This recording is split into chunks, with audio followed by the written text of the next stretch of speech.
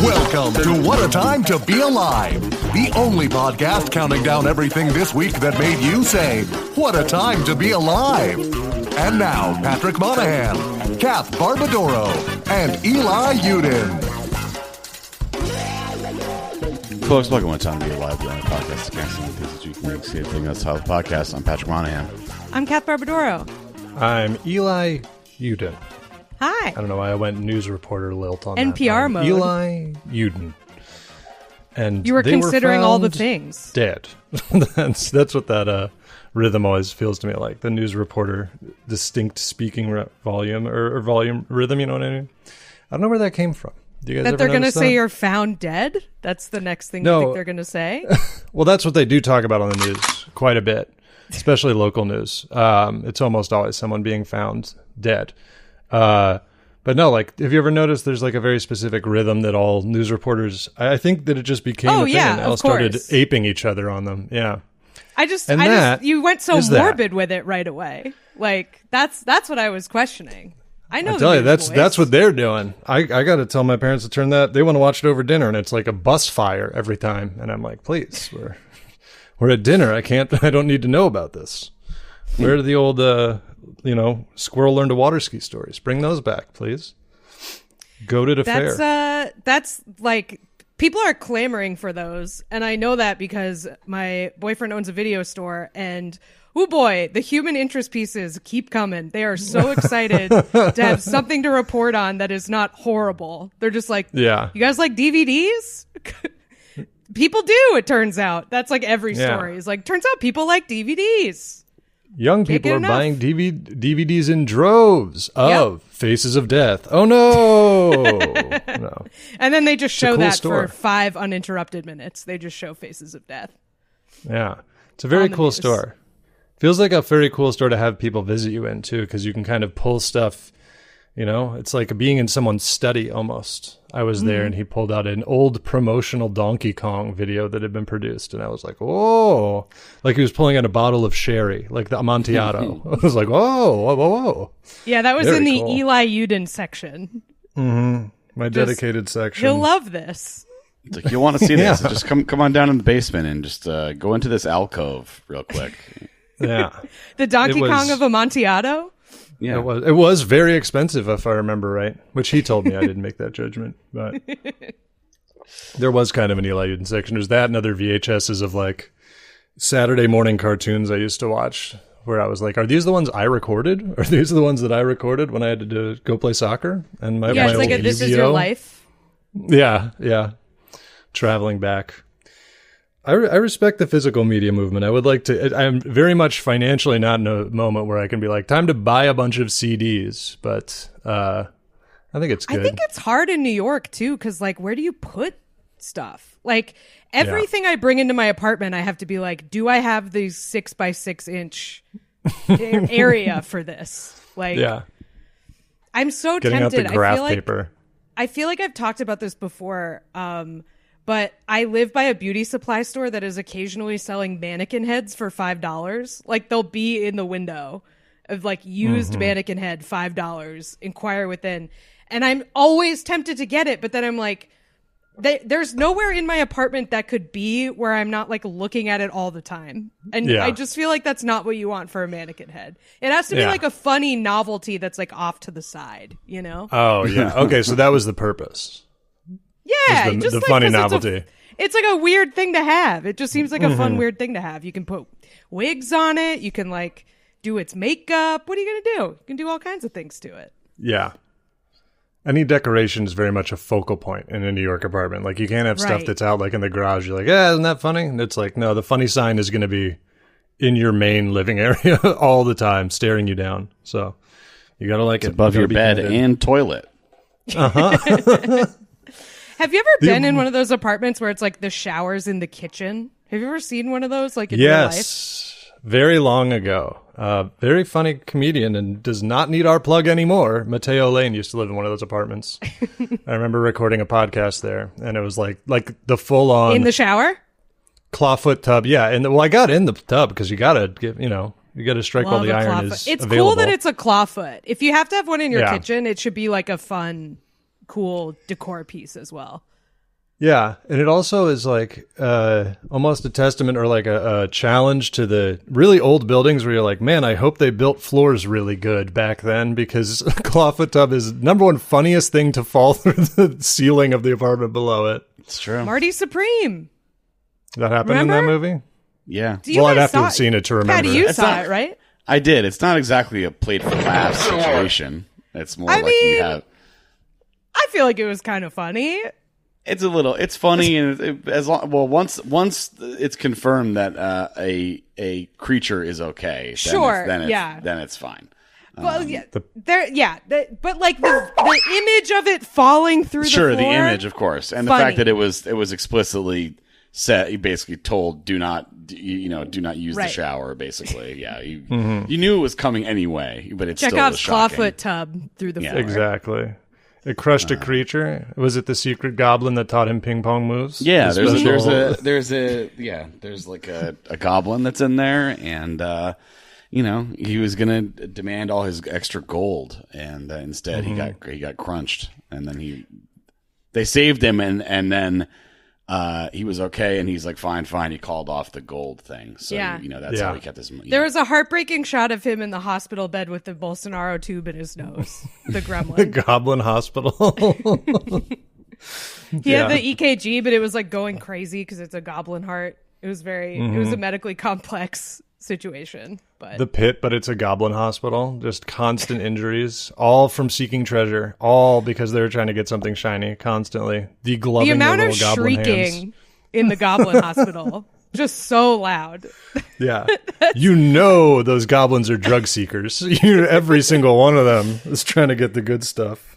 That was like a very striking thing that I didn't think about before I had surgery. But when I had back surgery, I like woke up in the like post anesthesia recovery room, and it's seriously just a bunch of people being like, oh Yeah. and like a nurse having to just walk around and like tell people what day it is. Like, it seems like a really weird job.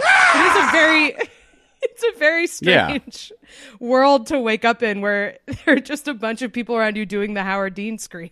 And so are you. You're also doing it. And it's usually the beginning and the after. You had a scheduled thing, but it's like that's also the ER is like the ER. Oh yeah, is so like screaming. I mean, coming and going, screaming. The architecture is different, but like being in the ER, it is like being in a fucking Civil War medic tent. Like, it's like being in like Woodhull. Everyone is like, ah! like if you told me they were sawing someone's leg off in there, I would believe them 100. I would be like, yeah, sure, probably. It also feels very Civil War because, like, unless your leg has fallen off, you're like getting left in a hallway. You are unattended in a bed in a hallway for a while. Yeah, you're just in there. Like, half the people in there, like teens who are high on galaxy gas, and they're like, we gotta save the ones we can save. All right, we gotta try. We do what we can. God bless them. Yeah. Well, I'll tell you about. Well, it's kind of far from you, but I found a secret emergency room no one goes to. I don't know what the problem is with it, but it's like every time I've had to go, there's been no one in there, and it's been really great. And I'm just like, this is my like New York's best kept secret thing. So if you're having a medical emergency, travel far away. Right. I think it's going to be a little bit of I'm going to have to go to the one near me. I'm not, getting the ambulance and they pull up like a menu and they're like, where would you like to go? It's kind of like a wherever can fix me very quick. I'm moaning and groaning in the back of a Lyft if I got to go. I'm not calling 911. I'm making it a poor Lyft driver's problem. Cassie in the back of a Lyft sounding like she just fell out of the grape bucket. That's what the anesthesia recovery room sounded like.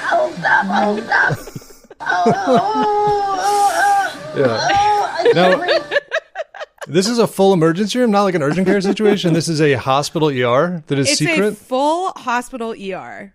It is. Okay. Yeah. I'm not saying it on air. I'm not telling you where it is. I don't want people to. No, I'm just kidding. I'll tell you. It's give us the coordinates. It's an NYU Langone one, and it's on like the very, very western end of Atlantic Avenue, like almost to the water. Yeah, and, like, I think the location is core. Yeah. I hope there's some It's easy to guy get to. listening with like a spiral fracture who's like, great. Oh, she gave it out. Okay. I'm going to have to stop. All of our severely injured listeners are going to be bum rushing my secret ER. It's totally possible I've just gotten lucky the like 2 or 3 times I've had to go in 8 years or whatever. But I think it's a secret. I think it's New York's best kept secret. It's New York's hottest club. Dropping it to the EMT like you're asking for something off the secret menu. Saying the secret word, winking at them. I'd like to go to the secret ER, please. Just like, ooh, excellent choice. Make my IV animal style, please. Yeah, they've already just pumped you full of like morphine, so you're just like mumbling. You're like, go to the secret ER, and they're like, yes, secret ER. Okay, your vitals are dropping, sir.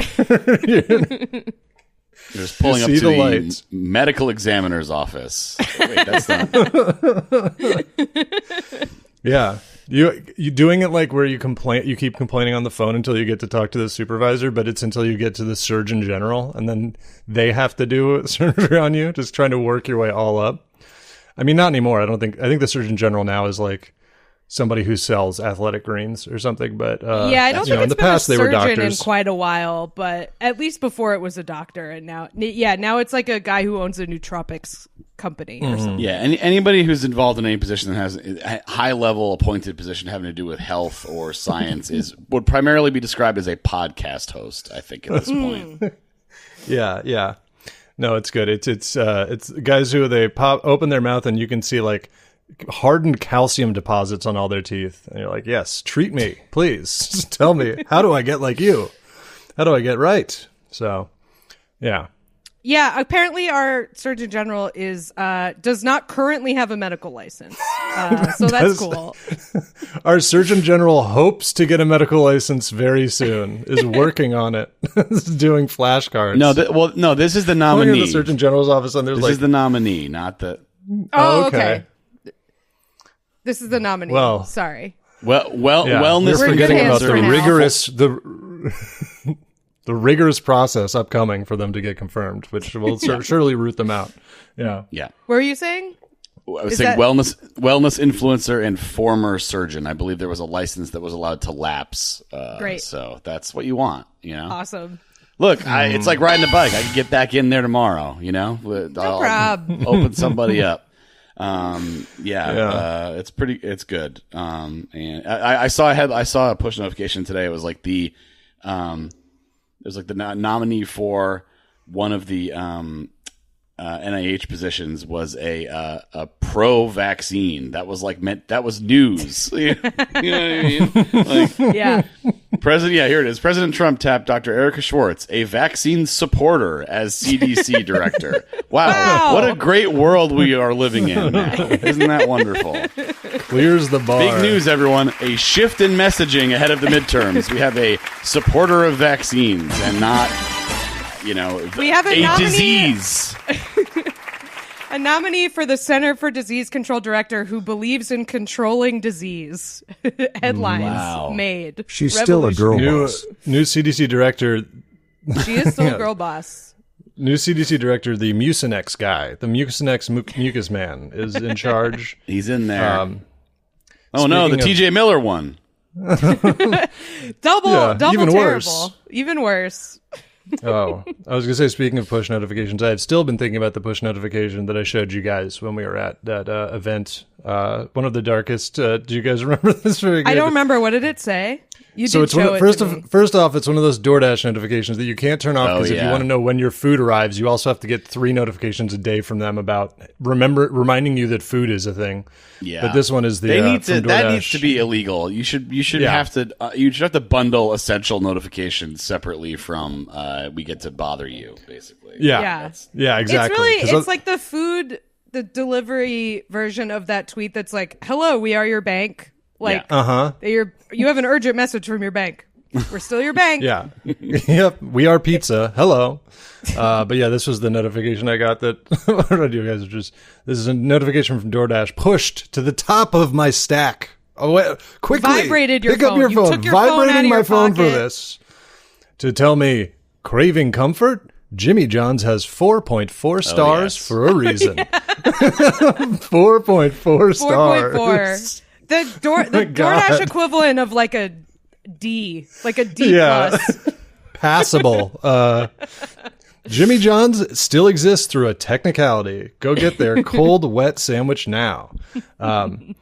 And then I also told Patty, you enjoyed it. I don't remember if I told you, Kath, because I do the seamless now, and I get the people from the actual restaurant delivered a lot. The pizza guy that I use, whenever he delivers my pizza, he calls me to let me know he's there, but he doesn't. All he says is he calls me, and when I pick up the phone, he goes, "Pizza time." I have to go, and I have to respond, so I have to go like, "Oh, awesome." See you soon. That like when he's outside your apartment, he says pizza time. Pizza time. I have to go get pizza. That's like him ringing the dinner bell for you, is that he calls you and says pizza time? I thought maybe it was like the name of your pizza place or something. Nope. No, he calls me and goes, you know. Ring, ring, ring. Hello, pizza time. Great, thanks. And then you go, and then you go, awesome, like a kid in a 90s movie like where the adults are about to get hit in the nuts, because that was like the main type of movie. I get dressed like I'm in one of those teen movies too. I'm like pulling on a shoe as I'm running to the door. I'm like, awesome. The new Mad magazine is here. Yeah, very exciting. Very exciting stuff. Should we do Shall numbers? We do yes. Number 5. Number 5 comes to us from Byhorde Kuko and Otter Chaos. I believe this was a double submission, and it's about a lot. There's a whole lot of bees. That's what it's about.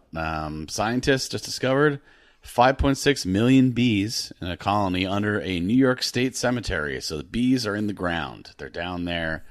They're hanging out. And they are. It's one of the largest ever recorded, and likely one of the oldest ever recorded. So, ancient bees. People think about bees and being in hives, but most bees, are ground nesting. So they burrow. That's where they live underground. They don't live up in a place where you go to a cabin for the summer and then you notice something that you have to deal with. Otherwise, you're going to get stung a lot. No, that's worse. That's wasps. Yeah. 70% bees are nice. They live underground. Oh, okay. Can we turn? I'm getting really stressed out, but thank you.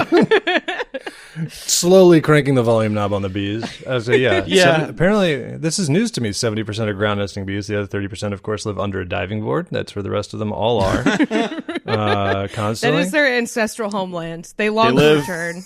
They live where your ball goes in your backyard, and you have to go get it. They live near your soda. That's mainly where. They just got to keep checking out your soda. Yep. They would have just right on the rim.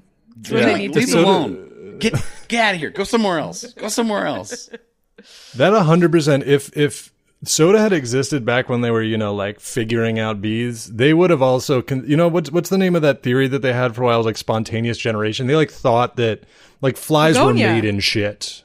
Yeah, but they're people there's something like that where they thought flies were created in shit. They were born in shit. There would have also been bees come from soda. If you leave soda out, it creates bees because they're just in the can. They thought and then bees came from a dead ox in ancient Greece. This was part of Begonia, another movie you haven't seen. Anyway, I know. Sorry, really do come from cans of Coke, full fat Coke. That's what they just kind of crawl out of there. It's from yeah. They're always right when you pick it up, and then you go, "Oh, this is like a weird grenade." Actually, I shouldn't be drinking this at all. Do you guys know about the red honey from? I think it's from Red Hook. There's a maraschino cherry factory down there, and the bees from there make red honey because of the maraschino cherry factory. Yeah. Yep. That's borderline childhood chocolate milk beliefs. Where I'm they give the cows chocolate and it makes chocolate milk. That's how it works, clearly. Chocolate milk beliefs. Yeah. That's how you make, not real beliefs, but... It's red because they're in Red Hook, actually. It's not because of the cherries. So yeah. I didn't know. It's hard to learn about any type of honey that's not hot honey. Because that's just everything now. It's taking up a lot of the honey sort of mind share. The honey sphere is dominated by the hot variety. Man, Mike must be a billionaire. I mean, there's no other. Oh right? yeah. I mean, He's Mike patented is the ability to make the honey queen hot. bee. He's living in the hive, just living large. Yeah, Mike, pouring it all over pizza. What are your thoughts? Not a fan? It's fine. It doesn't need to be on everything. It doesn't need to be. It gets delivered a lot. And like, that's one of the things is like, you have to get it right away. The hot honey pizza delivery is like horrible. You got to have the honey separate for sure. If you're going to, and then you can put it on the pizza if you so choose. But yeah. I think it's like okay. I think it wore out its welcome probably like a decade ago. I feel like it's really been hanging on. Well, it's here to stay. I don't know. I think it'll be the sun-dried I like tomato. having some at a brewery that allows children for some reason. Yes. Yeah. The child brewery. Not a pizza, a flatbread. Yeah. Yes, on a flatbread. Maybe you got a pretzel. You're sitting at a huge picnic table and there's a giant Jenga nearby. That's the optimal place to be eating hot honey. And the kids are just wailing on each other with the giant Jenga pieces.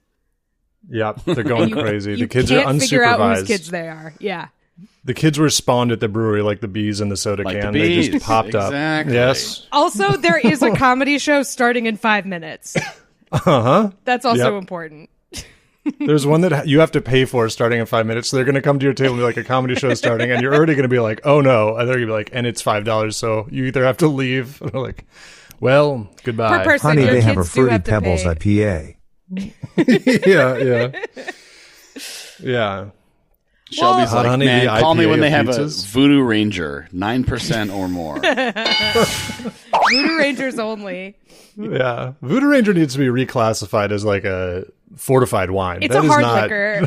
It's hard liquor, dude. It's I would say it's a Schedule A drug. We got to shut it down. The official beer of It's drunk an driving. elixir.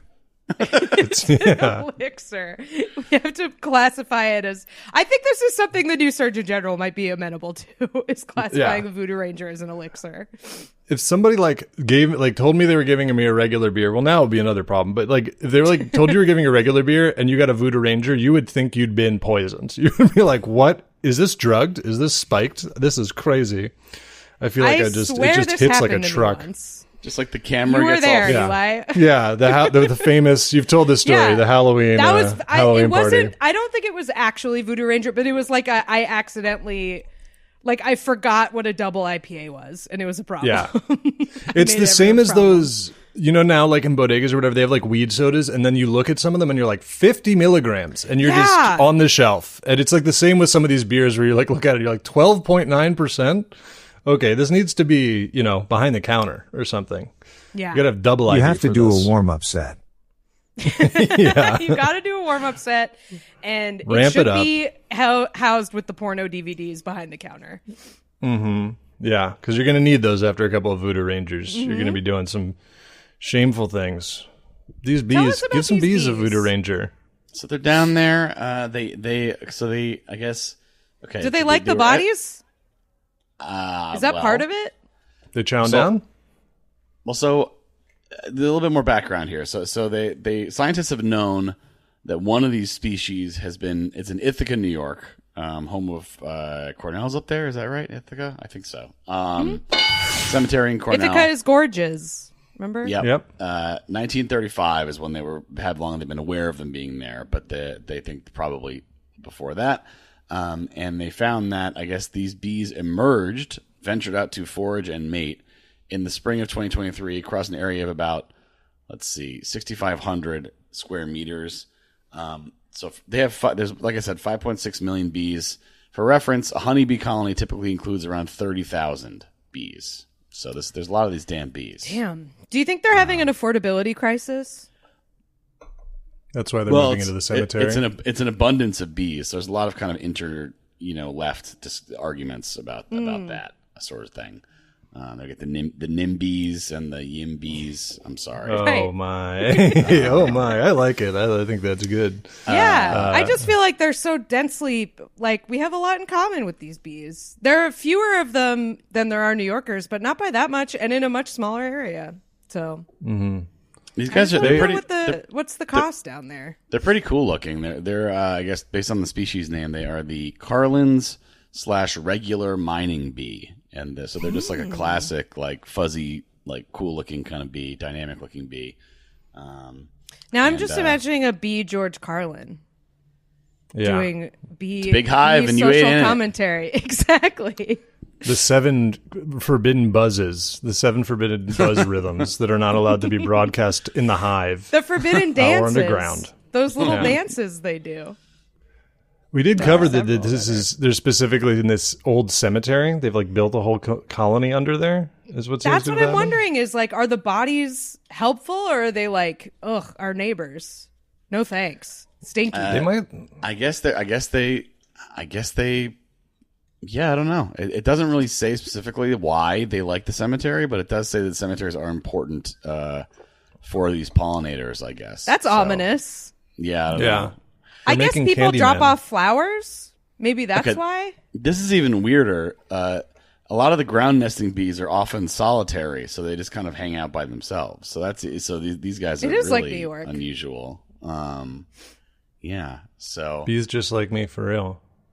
Yeah. Just packed in, but not talking to anyone. Just, crammed in there with 5.6 million others, trying to mind their own business, trying not to make eye contact with anyone on the bee subway.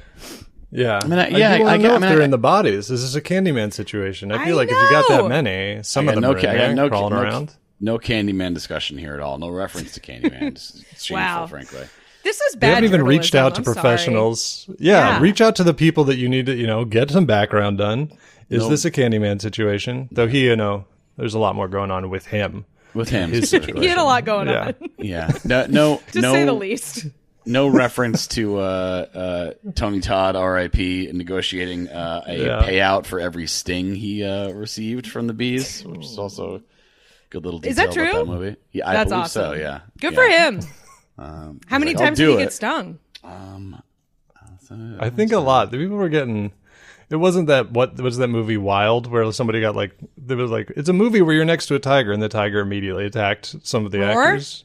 20. So he negotiated $1,000 bonus for each sting, and he 23 is the most widely reported count of number of stings. So that's a nice little payday, especially for back then, back in the early 90s. That's that's pretty good. I'd get stung 23 times for $1,000 right about now. It's tax season. I could use it. I mean, we got 23 bees and a. It's not like it was all at once. It's not like it was all happening. Like they just like they all were like 1, 2, 3. Right. Yeah. Just fall backwards into the hive for like 30 seconds. And when's the last time you were stung by a bee? I feel like it's been since I was a kid. It's been a while. Yeah.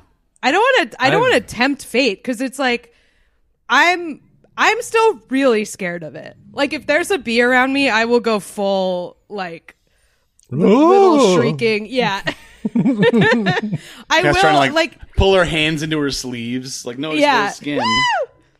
I have been, because I live right by the park, and so like I have been like on a bench in the park or something, and one has come over, and there's tons of people around, and you have to kind of play it cool so they don't think you're a bitch. And I'm not great at it. I'm not great at playing it cool, but it's been quite a while. It's been quite a while.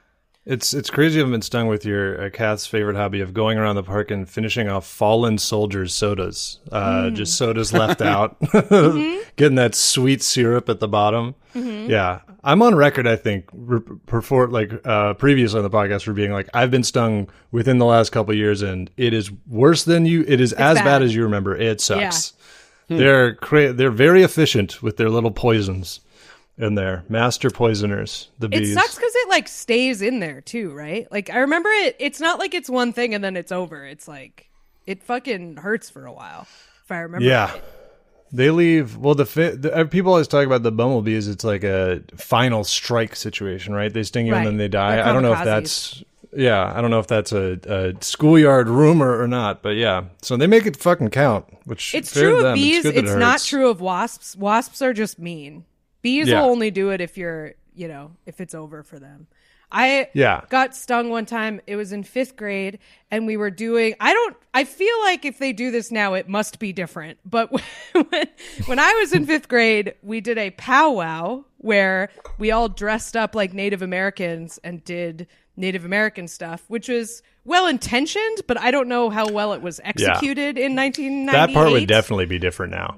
Yeah, I think it would be slightly different. But, they were trying to teach us about the stuff. And it was better than it would have been 20 years before that, which would have been a lot of hand hooting, I assume, basically. That would have been the main thing. Hand hooting. Yeah, none of that.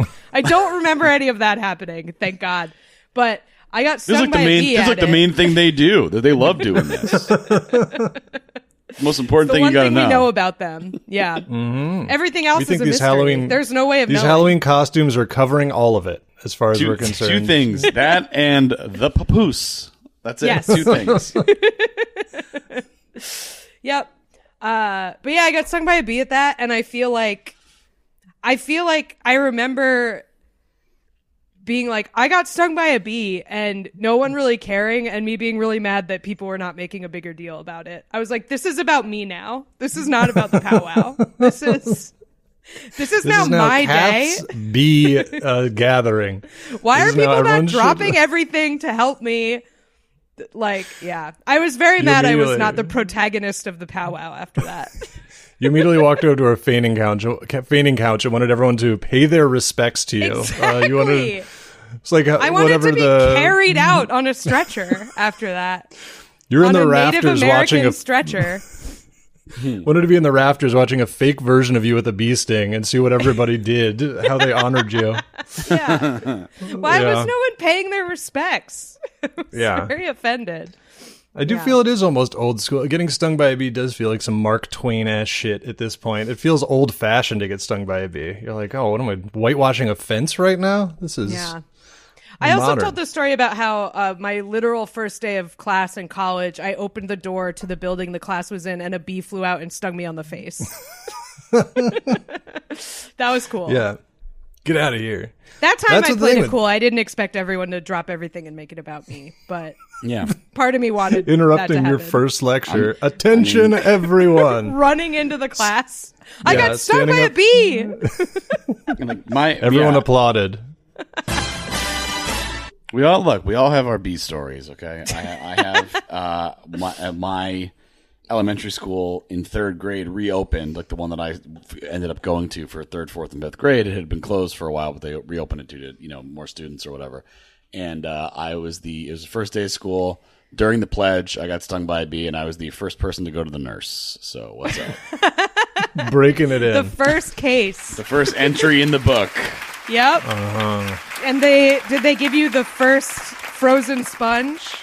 Ceremoniously. I honestly don't remember what took place other than that I just like, okay, I guess I got like stung on my thumb or something, I feel like, and I just went and cut up frozen sponge cures all. Elementary school medical treatment, very popsicle centric, I think. That was kind of their leeches. It was a lot about giving you a popsicle and then hoping that you wouldn't cry anymore. Just lie down. No. Just have a lie down. A lot of lying down on that like fake leather upholstered like weird flat, I guess, bed. I don't know. A lot of lying down on that. A cot, a futon, straight from, we're back to the Civil War tent. Straight, a vintage, Well, that's I mean, we should probably move on. But that's always the thing, too, about bumblebees, where people are like, well, as long as you're not fucking with them, they won't do anything to you. And it's like, yeah, but I can't explain that I'm not fucking with them. And they consider me being near them to be fucking with them to some extent. Whoa, fellas. Yeah. Fellas. Bumblebees are the nice ones, though. Like, they really will mind their business. It's like it's a yellow jacket you need to worry about. And those are fucking everywhere. Those are the ones that love a soda. I feel like fuzzy little bumblebee, that stays in a cute flower. That's like a cute guy.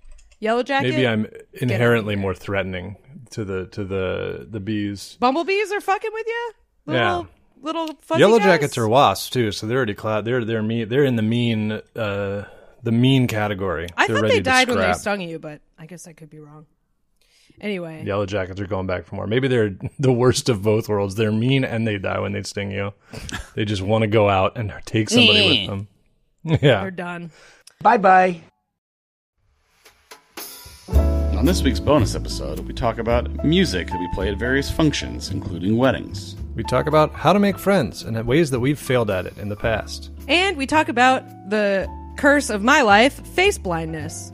Check it out. You can get this bonus episode as well as hundreds of other bonus episodes and ad-free versions of the episode you're listening to on this feed at our Patreon, patreon.com/whatatimepod. Check it out.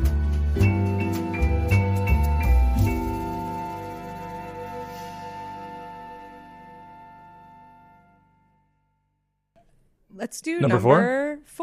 Number 4. There are wasps. My bad. I just looked it up. Oh, that's right. The bee lobby won't come for us. Number 4. This comes to us from Your Gross Little Secret in the Discord, which is, I guess, something we need to be concerned about. Yeah.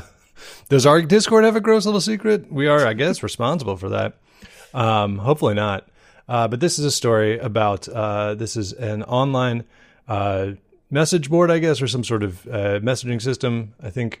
And what it is it's just a site community online, and it is built on a secure kind of system, process or whatever.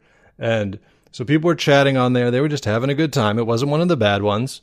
And yeah, what's the deal with this website?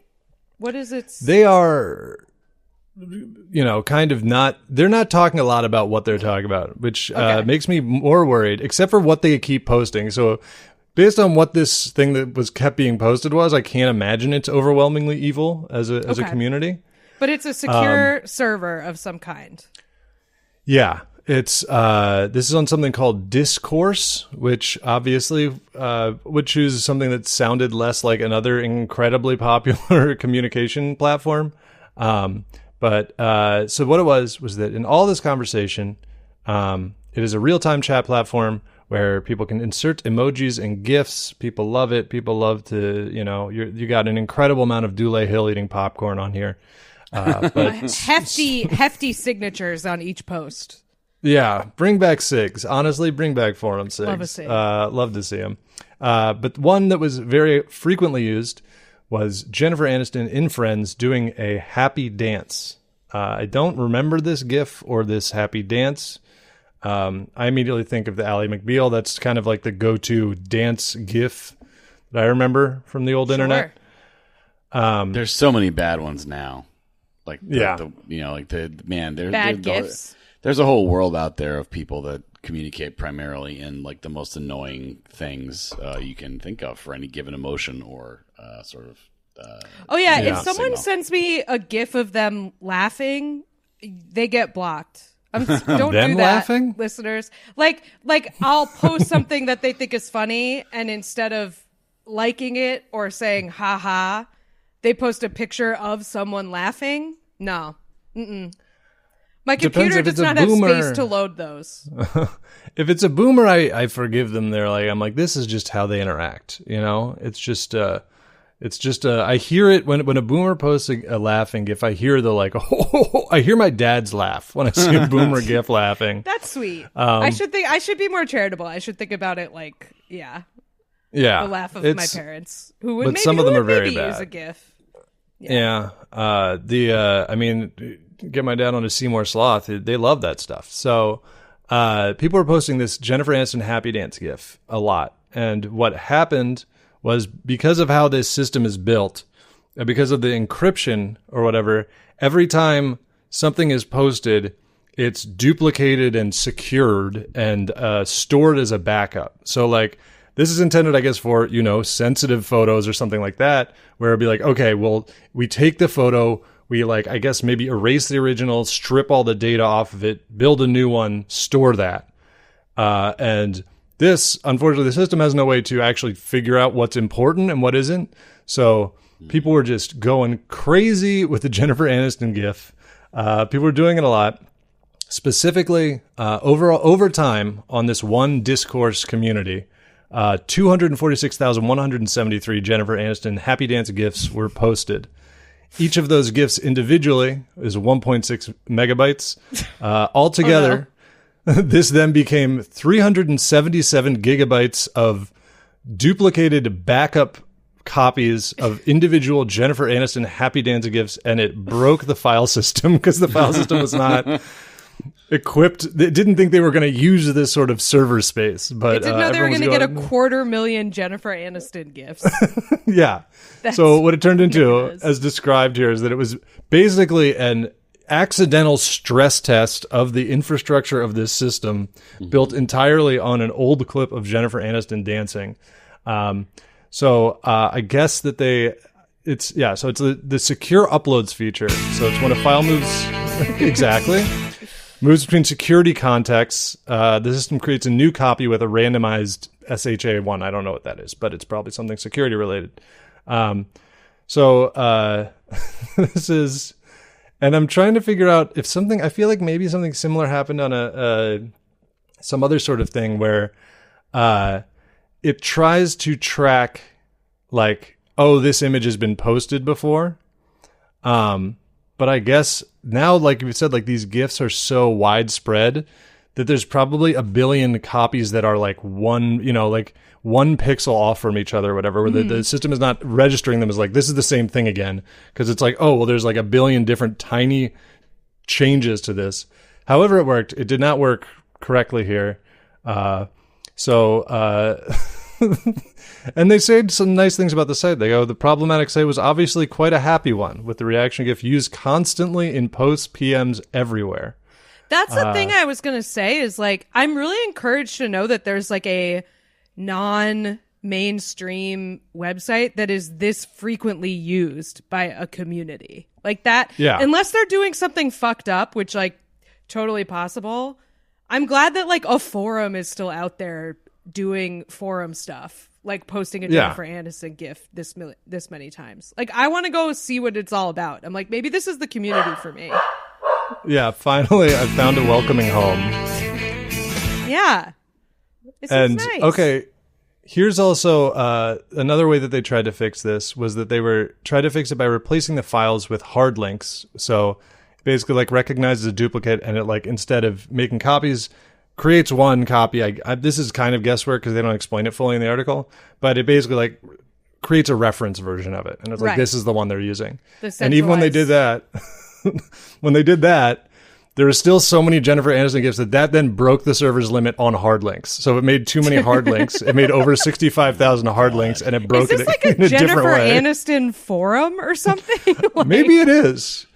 Maybe this Aniston is, some friends. It would make natural sense that this is some sort of Friends fan community or whatever. It's a forum for people who are in a doctor's waiting room. Yeah. You just have the last CRT TV watching cable. Yeah. Dude, I love that. Have you seen that tweet about the person who's like, I'm in a doctor's office and an old guy just picked up the remote and purchased Guardians of the Galaxy 2 on demand on the doctor TV. That's awesome. Just PPV. Buying a movie. Look, if they make you wait long enough, fucking absolutely. Like, huge respect, honestly. That is awesome. Just buying to own off Apple TV for like $29.99. Permanent owners of Guardians of the Galaxy 2. I don't remember if it was Guardians of the Galaxy 2, but it was definitely a sequel. It was. That's old good. People love to watch a sequel, and it's like, how did you even see the first one of these? Why are you on number 2? They didn't. Yeah, they didn't see the first like my one. Parents going to see. They're asking their son what happened. Like, my parents going to see Transformers 3 for no reason. I was like, did you see any Transformers? Like, no. And I'm like, well, why did you go see the worst? I mean, not that they any had of them a are free great. afternoon. What are you going to do? You don't even know about Sam Witwicky. You don't know anything. Sam Witwicky's long gone. With the wiki. And now you don't know why they have swords now. You don't know why they're fighting. You don't even know it's new that they have swords. Now they're maybe dinosaurs. thought they always had swords. Is that the one with Merlin? What is Transformers 3? I believe the third one is the one in which Harriet Tubman is part of it. Like, name dropped. Because she's like in the lore. Transformers helped her, yeah. Yeah, they helped. I think they did. Did the Transformers help John Brown? Like, how against slavery were they? Is it established? Well, I'm gonna hope. I mean, the problem, I guess, we've basically got it's a Minions problem here, because it's like, Right. why did, like, with the Minions it's the opposite. It's like, why didn't they work for Hitler? And it's like, they were asleep. They were asleep. They were napping. I mean, it's also explain this to someone the other day, and I couldn't remember what the actual Minions line on that is. Is it that they were asleep? They were like hibernating or frozen in ice or something. They ate too much banana. They had too much banana. They had a food baby. Yeah. I mean, also obviously the Transformers problem is that their trademark camouflage becomes much less effective before cars. So suddenly no one's looking at a 16-wheeler and going, well, that's just something I see every day. Is that all metal? Whoa. It takes us like a lot of effort to make even a small amount of that. Right. Yeah. We've barely learned how to forge this. What are you? Yeah. Unfortunately, Starscream, going back to ancient Egypt, it's already a fighter jet where they're going, what is that god in the sky? What is Don't this worry creature? about it. I still haven't seen 1 second of any of those movies, so my only reference point is you guys talking about push the cube into my chest. That's push all I know. Push the cube into my chest. Sam. Patreon goal, we watch Transformers Marathon. I'll watch all of them. We'll set a goal. Yeah? I'll watch all of them. Yeah, why not? That's a large promise. Then I can talk to your parents about the third one. I doubt they remember.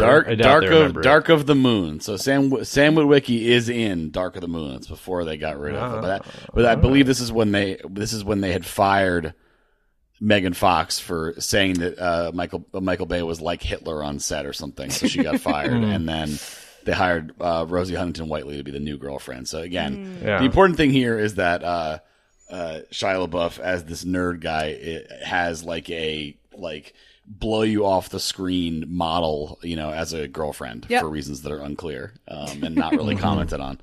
The Minions were hibernating when Michael Bay was on set. They weren't helping him. Well, she came back, right? So they worked it out. They hashed it out. She did come back. Should we do number 2? Let's do it. Or number 3. Number three. Number 3. Number 2. No! Number 3 is Transformers, Dark of the Moon. Check it out. It's a little SpawnCon for everybody. Yeah, this is a story from Dream Animal, which is a good name. In the Discord, it's a story about a suspected criminal who was removed from the scene with thankfully not too much drama. And that's in the central Alberta town of Hanna. The RCMP, the Royal Canadian Mounted Police, have generated some buzz after they managed to grab and remove an unusual trespasser from a local business. I would go so far as to say they nabbed him. He was nabbed. I think he was nabbed. Yeah. So he was there and refusing to leave during closing time. And unruly. They described him as a disoriented, closed. wearing all Democracy brown, manifest. approximately 2 feet tall and 40 pounds. That's right, folks. It was a beaver, and he was trying to get some firewood. Which he was welcome to do during working hours. Get him out of here! They were Get closed. him out of here! Yeah. Just gonna keep that going. No. Don't provoke it. So I guess they don't know. The beaver did not confess to what he was trying to do, but they thought that's what he was trying to do. In the entranceway, they have like a firewood stack, I'm sure, like a lot of places. And the beaver's like, I didn't know they came like this. Yeah. This is awesome. Yeah. I can just take this and build my dam. So they try to coax him. They didn't use any force. They just kind of were like, I assume they were just basically like, get out of here. Like, I don't know what else they're. Get. Some version of get out of here. Get out of here. And there's a lot of brooms in there. Very easy to shoot something out. There's probably a whole display. There's a good shot of him kind of looking in the door from the outside. And then beavers are like 2 feet tall, 40 pounds. This is like a chunky guy. This is like a toddler, you know? This is like if a 3-year-old. Look at him. Oh, he's peeking up over the door. The second image looks like they brought him down to the station. I don't think they did, but they got him to the store, right? Yeah. They booked him. Yeah. He tried to got his shoot dental through the records. bars, but they were metal. Yeah. Dental records indicate this was a beaver. Big, nasty, yellow buck teeth. Yeah, doing the mold on the gnawed at wood. I mean, I think you should give this guy a little bit of wood. He was smart. He found, like, that's going to cut his labor in half, you know, to already have those boards ready to go. I mean, I don't know their ability to remember locations, but you have to think he's coming back with a squad. He was like, you're not going to believe this. These things are ready to go. Smart. Beavers are considered highly intelligent. I mean, I feel like they get a lot of credit because they build the dams, but like, I don't know if otherwise they're rodent adjacent. I feel like in general, rodents are pretty, that they tend to be smart. I feel like they've been hard scrapping for a while, sticking around. Have you ever seen those videos of like people that have a pet beaver and the beaver is trying to dam their hallway with like blankets and stuff? It's pretty cute. It is like, I don't think this should be in your house. He clearly wants to do something that he is unable to do, but it is pretty cute that they're just like bringing out every little like fleece blanket from their bed and trying to dam up the hallway. They're built for it. They're one of those like, really easy to comprehend sort of evolutionary where you're like, they grew a trowel on their tail to pack mud in. And you're like, all right, sometimes it do just work like that. That's awesome. Right. That's They're really like cool. part shovel. It's awesome. Here, I'm showing you a picture of a beaver. He's bringing a big stuffed SpongeBob into the hallway to try to dam it. This poor guy, he just wants to build a dam. Let him block something. He's got to block something. He has an instinctual need to be an obstruction, to make things in the way. Yeah. It's also got that thing going on of where there's like any kind of like cute character stuffed, toy. As soon as you bend it in a weird way, it looks dead. This looks like a dead SpongeBob. He looks like SpongeBob's corpse. It's a SpongeBob carcass is what he has. It's like 300. They're using the body as mortar for the wall they're building. Yeah. We've hit all our touchstone movies this week. 300, Transformers. We got them all. We're practically a red box in here. It's 2007 again, baby. Yep. It's always 2007 on this podcast. That's the What a Time to Be Alive promise. Yeah. I like this picture of him looking because you can see his little hands. His little hands are grabbing the door, and then he's also got his little tail is kind of a little flap on the ground. It's so great. They're very cute. You do kind of wish they could live in your house ethically. I do think these guys probably shouldn't, but they're probably rescued or something. They probably also stink big time, I would think. Oh yeah. That's a musky animal from another thing I remember doing in elementary school, because there was like this like. The city had this like farm that basically it mostly existed for for schools to go on field trips to. That's where we did the powwow. And they had a big beaver dam and they brought us out, and they also had like beaver pelts and stuff. And it was stinky. It was real stinky. That and the pelts. They were like, here's what they look like alive, and here is a bunch of them dead in a pile. Oh yeah, man. Your whole... It's like, all right. Yeah. Where I went to school in like a weird, like it wasn't, I don't think of it as being that country, but then I remember them bringing in roadkill for us to like look at. Like, oh yeah, a little dissection action. Not dissection of just like, but like this is what a porcupine looks like, because like someone found one on the side of the road and was like, I bet the kids would be interested in this. Yeah. Thanks. Roadkill autopsy, cause of death, probably this big tire based on the tracks on this animal. Yeah. I would love to touch a beaver's tail. I don't think I ever have, but I'd love to know what the texture is there. Really, I'm I don't think they'd like leathery. it either. Yeah, that's the default. But yeah, as far as stinky, all you got to do is look at a picture of their teeth, and you're like, oh, the cartoons misled me, which makes sense. They can't brush them, but nasty looking. They got to gnaw. They got to They gnaw. must gnaw. I will say I'll leave with the last quote here. This is pretty good. The RCMP said he is not considered armed and dangerous, although his tail was pretty big. So fair enough. Cute. Tailed and Alberta, dangerous. only place in North America without rats. Fun fact, speaking of rodents. They've kept them out successfully. They hired that Pied Piper, and he solved the problem. Unfortunately, all I their read children about also how left. they did it like at some point, but I can't remember. I think there are like intense fences Okay. that keep them out. But my guess was going to be poison. Poison most foul. yeah. Most dead. They have no rats. They have the most dead kids and pets in the in North America. They just used regular poison, and everybody's gone. Yep. No rats. Off the map. Number two. Number two. Number two comes to us from Sheena is an Unk Rocker in the Discord. Good name. So I think this is, I'm going to editorialize here. I find this to be very unjust. So this is, it happened in Arkansas. A woman is facing a felony theft charge because they say she stole between $5,000 and $25,000, which is a Class C felony. But the way she stole it is that it doesn't say what the company is. Like, it doesn't say what her line of work is, but it says she was overpaid by $19,388.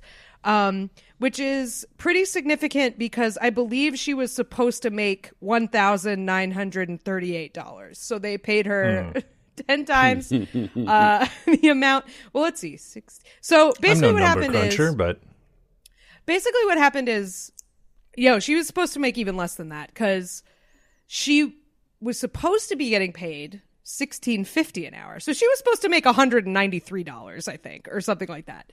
She was supposed to be getting paid $16.50 an hour. However, there was a payroll glitch and she was paid $1,650 an hour for a 12-hour shift.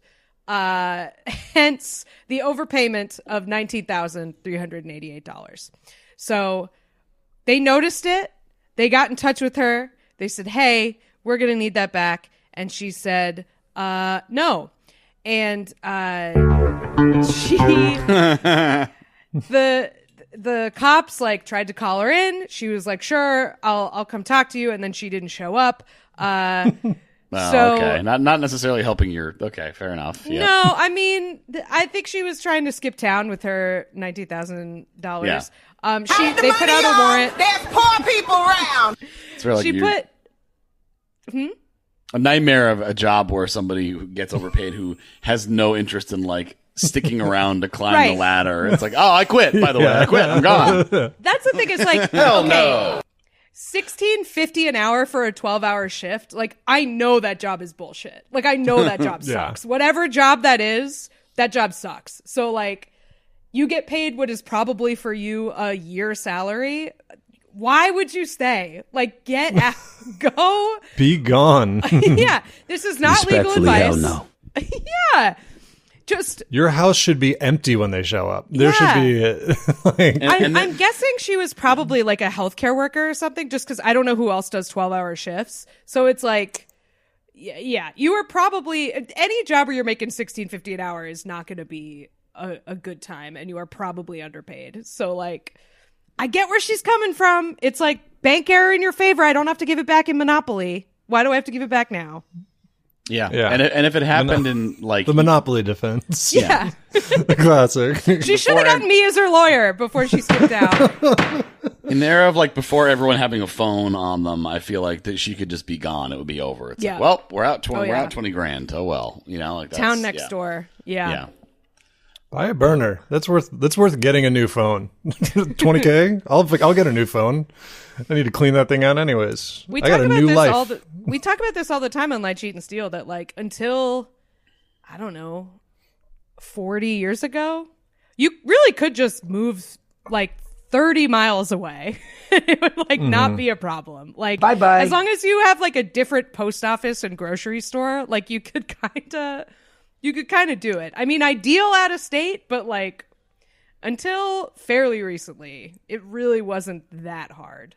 And the further back you go in time, the easier it was. But I feel like can't do it anymore. Back then, getting overpaid at work, they didn't have the technology or the resources weren't available to immediately start pulling up photos of you in a baseball cap at a 7-Eleven like you're fucking Captain America or something. And it's like a fucking Bourne, like a Jason Bourne situation. It's like, just let him go. It's fine. You if blew my it. job did this to me, the first thing I would buy would be a logoless baseball cap. Number one, I'm getting a DiCaprio on my head immediately. Yeah. Get the Rob Lowe NFL logo baseball cap. Get out there.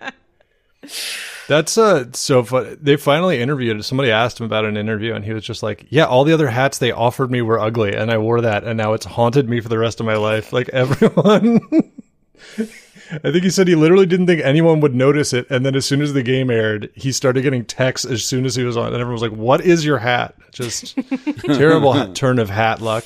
Scrolling through your text, so they all just say hat. Scrolling infinitely. Hat. No! My worst nightmare come true.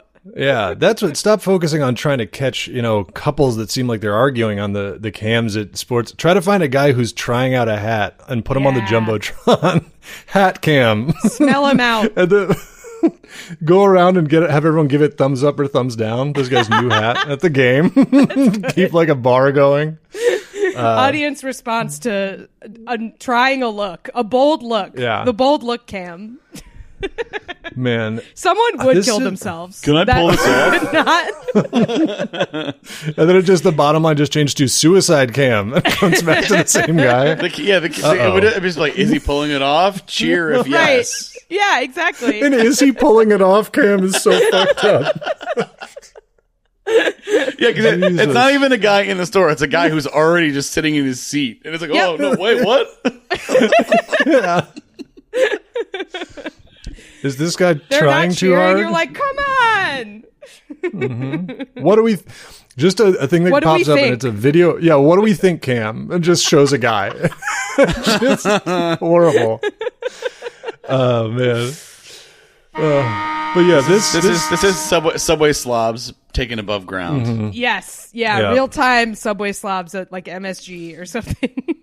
It's expanding it. Ruining and they've got the facial recognition, so they can put your information on the screen as well. So that's cool. They're bringing up your government name. That's part of it. Location, address. It just like says like not his wife, and like points to the woman you're sitting with or whatever. It's like okay, nobody cares. It's more about the hat. They just go back to the hat. They're like, well, whatever. That's that can be explained. This hat gives them license to really come down hard. Our records say you're Yeah. recently divorced. Is this part of that? Question mark? You can't claim that you're just on a business trip with your hat. You're not like, my business makes me wear this hat. We're just on a trip together to, secure new funding. Yeah. Back on this though, this is the thing, like the 19388, like for sure, I don't, like they said, they don't say what business this is, but whenever this sort of shit happens too, like, you fucked up, like, sorry, but also whenever they go in for this sort of stuff, and this isn't connected to anything or any of me possibly being laid off from judge or whatever, just like when it's these sorts of like this kind of amount of money that obviously for a person is a lot of money, but on their books, like, it's an unresolved problem in their books, but I'm like, show me the pie chart that is how much did this hurt you giving this woman $19,000. Like, it's crazy, like for people that are flying around probably first class and all this stuff, and it's like, just What's you your just put this hourly into like a profit slush for fund operating this business versus the amount you pay her normally? Yeah. Like, write it off like it's loss prevention or something. Like, just, you blew it and it's fine, but just let her have it. It's you blew it. You should have checked your decimal points. Well, if this happens again, we've set a scary precedent. It's like, well, then just make sure it doesn't happen again then. It seems like it's fixable. Tighten your shit up then. Why is this my fault? Why is this my problem? Almost specifically the type of fucking chewing out you would get in this sort of job if you put a decimal point in the wrong place, where it's like, tighten this up, make sure it doesn't happen again. Okay, you do that. You fucking do that, You should be punished for the same thing. And we should all get $20,000. Yeah, free her. Thank you. Free her. Send a me brave $20,000. stance. Give us money. Mm-hmm. But yeah, shout out to her. I wish they said what kind of company this is, but I just feel like any job where you're working a 12-hour shift making $16.50, she deserves that money. You don't get a job. No job described that way is ever going to be like a good gig. So yeah, Yeah. The fact that they have the power to like get their name stricken from this makes me think it's like Amazon or some shit. Yeah. But Number one. And this week's number one reason to say what a time to be alive. Number one this week comes to us from Iguana Helium Cube in the Discord. And this is a story about nerds being nerds and getting, worrying too damn much about it here. What it is, to be clear, I applaud the people in this story. This is from the Pokemon Go Championships, which I didn't really know that had a PvP element to it, but apparently it does. This is a competitive Pokemon Go player, which, if I remember correctly, the part of the game that would be competitive is kind of you just like swiping the screen really, really fast. So probably looks pretty funny to watch. Is that what the battles are? I think so. Like the battles are not central to Pokemon Go. That was like the Pokemon Go was about like a bunch of people hanging out at a gas station or whatever. Yeah, it was about like walking around. From what I remember. It was about going to the polls. Yeah, from what I remember. And giving mapping data to be used for later purposes. That of course, undisclosed. Sure. It was about ruining the productivity of businesses that happened to be in an office that was also a landmark, like the building I worked in, which became a gym, and then everyone was just on it because you didn't have to walk anywhere; you could just sit there at your desk. But yeah, this is a competitive Pokemon Go player, Firestar73, classic gamer name.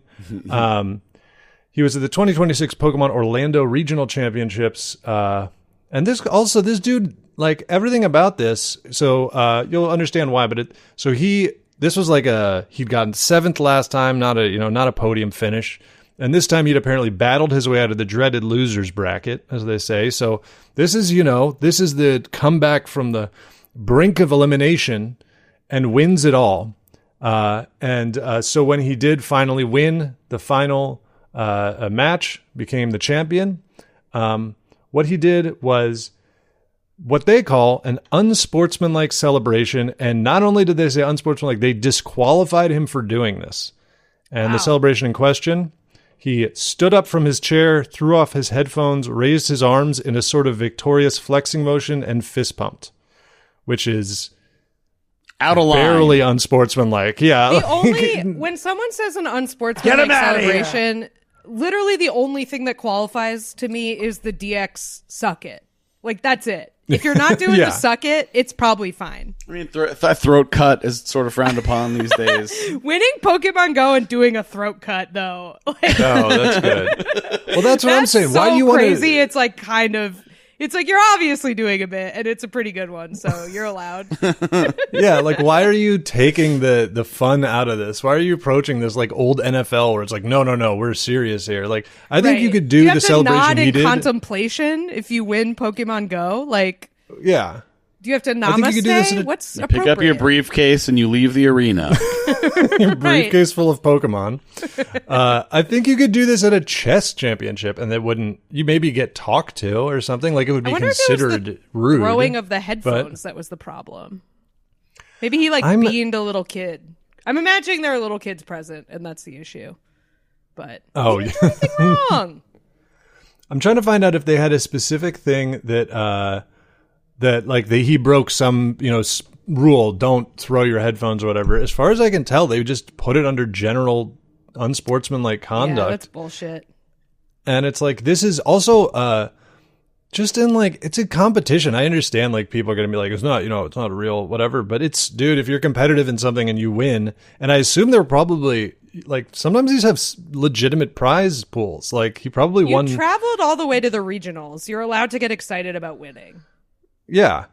And also you want that thing where he's pumping his fists, that's called a clip that you can use to promote your fucking tournament as being a fun thing to go to or watch. That's the thing. Also if you compare it to you guys, this is probably more of me that was if you watch fighting game tournaments, dude, they are WWE level. People are doing this suck it. People are you're seeing them get up and do the too small to people. They're crazy like that. So it's crazy that you don't want that community. That you don't want people to get excited. When I also have to imagine that the actual, I think you would want to buoy the hype towards these matches as much as you can when they're probably not. Nobody's going to dunk or anything. Right. Yeah. Like you said, it's a lot of swiping the screen really fast. It's probably not like riveting to win this. But yeah. They're not thinking ahead on this. Yeah, I don't know what they gotta like, and I mean, if he was disqualified and there was a prize pool, they are taking money out of his hand by doing this. Has he given an interview about it? Did he give a pull quote to this article? He released a statement. Yes, he said, "I think that." Okay, the grammar here. I think that person. Okay, here it is. They used brackets here. I think that person. He's saying, brackets, responsible for the decision. I think that person made a good faith mistake. I'm asking everyone involved, please do not direct any harassment, threats, or ill will towards anyone involved in this. I don't want to focus on who's responsible for the past. I want to focus on the future, on why the results should rightly be changed. There are two main reasons. The first is that my celebration wasn't unsportsmanlike in the context of our community's history. It was the kind of celebration Play Pokemon repeatedly encouraged. And second, even if you assume my actions did cross the line to being unsportsmanlike, they still wouldn't be the kind of actions that the Play Pokemon rules say can get you a one-game loss. For both those reasons, I'm respectfully asking Play Pokemon to reverse its decision, which is an extremely even-keeled and accurate thing for him to say. I think he goes, people have done similar stuff before, and also, even if I did get an unsportsmanlike, slap me on the wrist or something. Say, hey, cool it, buddy. This is something where you go, hey, man, that was a little uncool. You don't take away the win, disqualify someone from the competition. It's a harsh remedy. Yeah, I think that's a very sportsmanlike statement, too, where he's like, don't get mad at this guy. Like, I want to protect the judge. I think they made a mistake. He sounds like he has sportsmanship to me. He sounds like a real sportsman, if you ask me. Yeah. And it seems like it might have been in the hands of, like, obviously not like it's the tournament organizer, which is, I imagine, tournament organizer of Pokemon tournaments, not a very pretty thankless job. But they made the call, and then he does, they have to, because he also just like specifically pointed to people doing almost the exact same thing before, and those celebrations being included in montages that were meant to promote the event. So they're like, this sort of stuff might happen. You gotta come to Orlando Pokemon Championship. Come check it out. Someone might fist pump. It's gonna be so exciting. And then immediately to jail with him, taken out immediately. No trial. By someone in the stands. Yeah. Fed a cyanide pill for pumping his fists.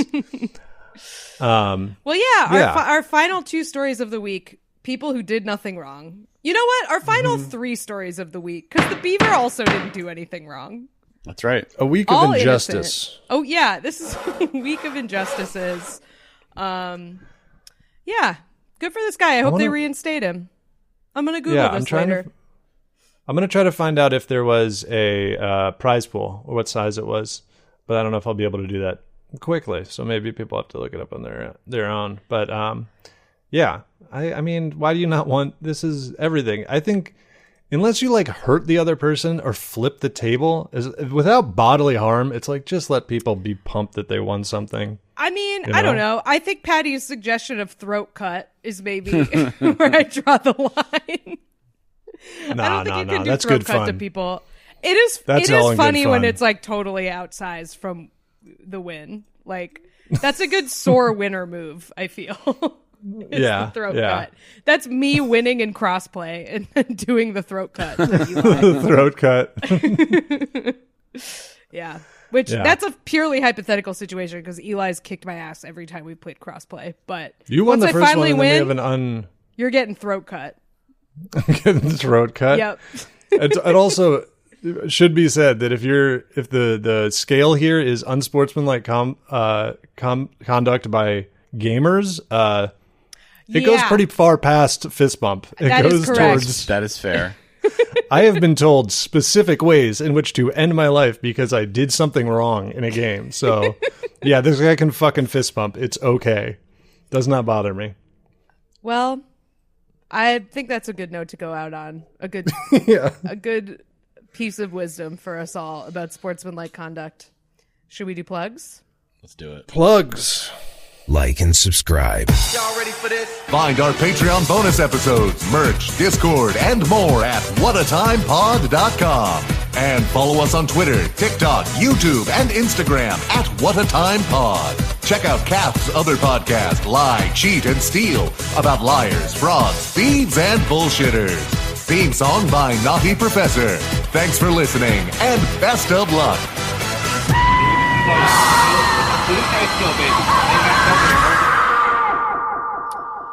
I have a show this week. My first in so long, now that I am knock on wood healed. I'm returning to the stage at Pete's Candy Store on April 22nd, which I believe is a Wednesday, 10 p.m., Funhouse Comedy.